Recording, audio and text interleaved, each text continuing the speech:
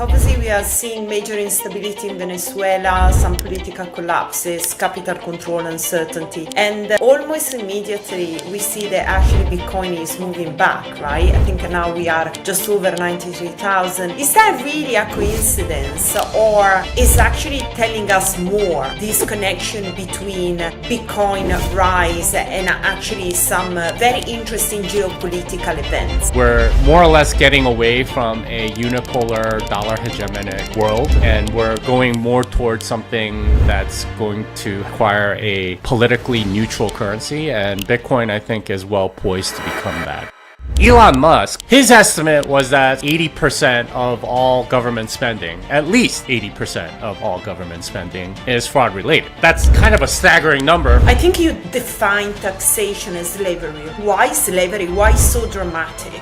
Nowadays, it's a lot more efficient just to print money and use the money instead to hire people, and you get a form of slavery, but more indirectly. Is the US interest more, you think, on the Bitcoin reserve that apparently Venezuela has, or is more about actually the strategic oil reserves that Venezuela has? How these two things are going to be playing? And also some people have been talking about this petro-Bitcoin era coming. I would like to know what you think about it. Yeah, so I mean, the dollar is backed by oil, and the petro-dollar standard is definitely a big part of it. And ever since 1973, when the U.S. made the deal with Saudi Arabia to only sell oil in dollars, that's more or less been the case.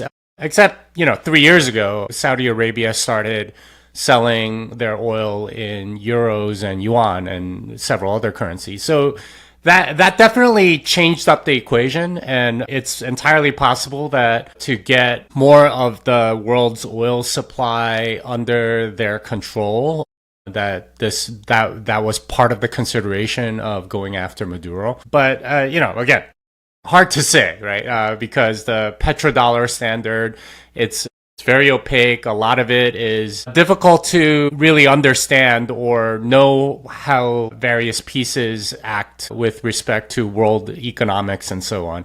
Was it a part of the calculation? Probably, but I mean, there's a lot of different theories on why they did it right now. What the implications might be going forward, and whether this presages, U.S. action in Iran, for example. And so, very, very difficult to say whether or not this will lead to something else. What we do know is that, we're more or less getting away from a unipolar dollar hegemonic world, and we're going more towards something that's going to require a politically neutral currency, and Bitcoin, I think, is well poised to become that. The fact that the U.S. is a big backer of Ukraine is a big shot across the bow to Russia. The fact that Taiwan is a part of the U.S. interests is, again, a shot across the bow to China. So, there are definitely geopolitical games being played here.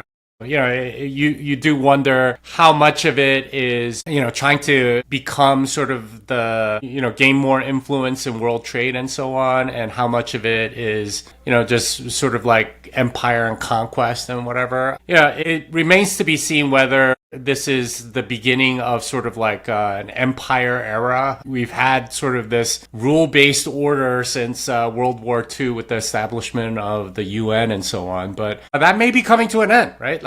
This was almost entirely a unilateral action against another country, fairly aggressive one at that. And, we kind of saw that with Russia and Ukraine, where we kind of see that with Israel and Gaza. Maybe there's more of that to be had. And if China does take over Taiwan, for example, then, that would change things significantly, I think, geopolitically. But that seems to be the direction we're headed, where we're in an age of empires again, where...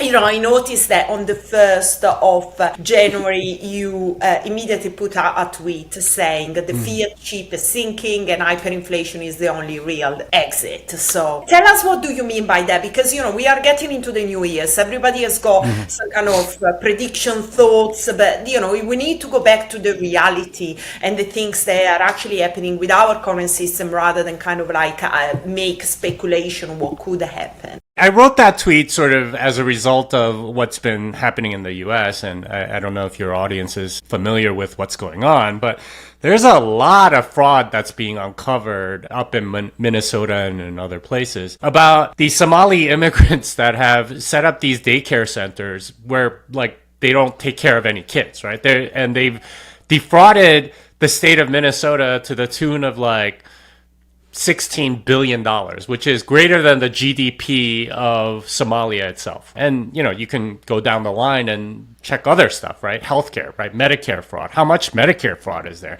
How much welfare fraud is there? How much, fraud is there in the Department of Defense? How much fraud is there and so on?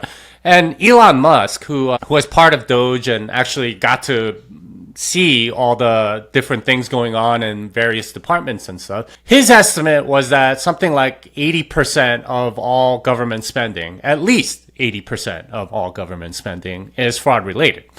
And that's kind of a staggering number from somebody that should actually know, because he's actually looked at the numbers in the books and so on. So, which led to a lot of people saying, we got to throw these bums out. We got to reform the system. We got to change this, change that. And my contention is that none of that's going to happen, because there's way too many incentives for people to continue abusing the system, because there's a money printer at the end. In the end, all of it is funded by somebody being able to print money out of thin air, stealing from everybody else. So my contention was that the only real way out of all of this fraud, all of this mess, is by having sound money again. I think you did define taxation as slavery, right? If I'm not wrong. Mm-hmm. Yeah. So why slavery? Why so dramatic? I've been reading about colonial days and so on. I actually read this book about colonialism and sort of rethinking what colonialism was and how it actually happened. And, the current sort of way in which we view colonialism, especially of Africa, is that it was very violent, very oppressive, and so on. Actually, if you read about how colonialism happened, it wasn't like that at all. And it was usually very few people. So the British in Nigeria, for example, they started with a very small territory, and it was with the consent of the people that were around them. And because they ran things so well in that small area, a lot of people ended up going to that city, and area that they controlled grew and grew. It was with the consent of people, and that's how colonialism happened. The argument from the, I guess, more pro-colonial side was it's very difficult to collect taxes in those situations because there's no tax authority and stuff. And really, the way by which you can effectively tax without having to go around and collect things is actually like use people as labor. So at that time, labor and taxes were more or less the same, right? Like, and it was actually like, if you can conscript people's labor, it was actually more efficient than conscripting people's property. And I think both are wrong. Obviously, I think property rights are really important, especially over your own time. But the two were, for a long time, treated more or less the same: labor and taxes. So forced conscription is essentially slavery, and that is more or less a method by which governments were able to enslave you back in the past. Although nowadays it's a lot more efficient just to print money and use the money instead to hire people, and you get a form of slavery, but just more indirectly. And that's the argument that I was making.